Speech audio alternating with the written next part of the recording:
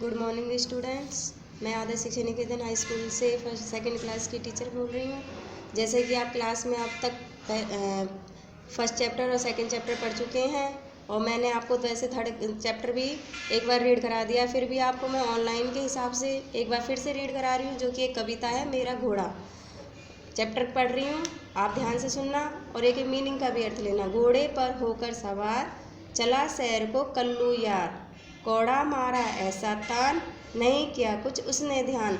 जो घोड़ा है वह ऐसे हो सवार होकर चल रहा है, चला कि शहर को कल्लू यार, यानी उस पर कल्लू यार, कल्लू कोई लड़के, इस यहाँ पर लड़के का नाम है जो घोड़े पर सवार होकर चल रहा है। और उसने घोड़े को ऐसा कौड़ा मारा है तान कर, नहीं किया उसने कुछ ध्यान की, उसने ये भी ध्यान नहीं किया कि घोड़ा कहाँ जाएगा। घोड़ा भागा चाल हवाई, तो घोड़ा इस तरीक़ा से, चाल हवाई मतलब होता है हवा में तेज़, हवा से भी बहुत तेज़, तो घोड़ा इस तरीक़ा से हवा से बहुत तेज़ भागा है। अब कल्लू की सामत आई, तो जब घोड़ा तेज़ भागेगा तो अब कल्लू उस घोड़े पे जो सवार था तो वो नीचे गिर जाता है। पहुंच गया वह अपने खेत, जब सवार हुआ तो घोड़ा तेज चला तो वो अपने खेत में जाकर गिर गया। उसमें थी कुछ गीली मिट्टी, उस खेत में कुछ गीली मिट्टी भी थी। उसने ऐसी कसी लगाम झट से नीचे गिरा धड़ाम, जब उसने घोड़े को जैसे ही खींचा तो वो उस घोड़े पे से नीचे गिर गया। ये तो हमने चैप्टर को रीड करा है। अब हम इसकी कुछ एक्सरसाइज बता रही हूँ आपको, तो याद ध्यान से करना। जैसे पहले है हमारे शब्दार्थ, तो शब्दार्थ है हमारा जैसे कि कोड़ा, कोड़ा मीन्स होता है चाबुक। जैसे कि आपने देखा होगा फिल्मों में जो वो अपने कमर वगैरह पे मारते हैं तो उस चीज़ को हम चाबुक बोलते हैं। सामत, सामत मीन्स होता है मुसीबत, यानी किसी भी चीज़ की मुसीबत आना।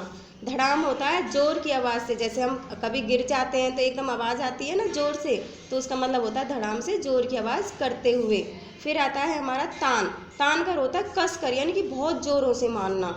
लगाम, घोड़े को काबू में रखने वाली पट्टी, जिससे घोड़े को हम खींच दें तो वो रुक जाए और छोड़ दें तो वो चलने लगता है। अब आते हैं हमारे प्रश्न उत्तर। प्रश्न उत्तर है जैसे फर्स्ट क्वेश्चन है इसमें, घोड़ा कैसे भाग रहा था।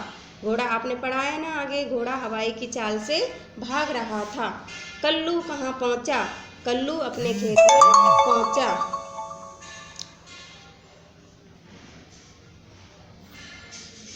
कल्लू घोड़े से कैसे गिरा, कल्लू घोड़े से नीचे धड़ाम से गिरा। और बुक एक्सरसाइज में आपको आगे करा चुकी हूँ बुक में, अगर नहीं आती है समझ तो आप एक बार फिर से मैं करा दूँगी। फिलहाल आप इतना ही काम करना, चैप्टर को रीड करना और ये क्वेश्चन आंसर और शब्दार्थ में आपको इनकी काम भेजूँगी, आप उसे फिर नोटबुक में नोट कर लेना। Thank you.